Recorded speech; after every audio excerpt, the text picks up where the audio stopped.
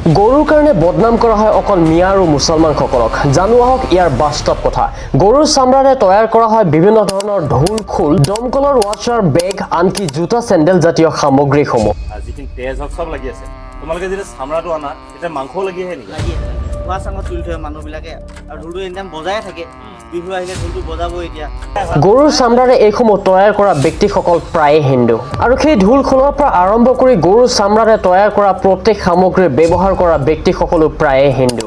গায়ৰ পোৱালীয়ে আহাৰ মাৰি গোটেই গাখীৰসমূহ বজাৰত বিক্ৰী কৰা মানুহবোৰো প্ৰায়ে হিন্দু। ঘৰত অভাৱ হলে কছাৰীৰ ওচৰত গাই এজনী বিক্ৰী কৰা মানুহবোৰো প্ৰায়ে হিন্দু। তেনে পৰিস্থিতিত কিছুমান বুদ্ধিজীৱী হিন্দুৱে গায়ক মাতা হিচাপে মানে।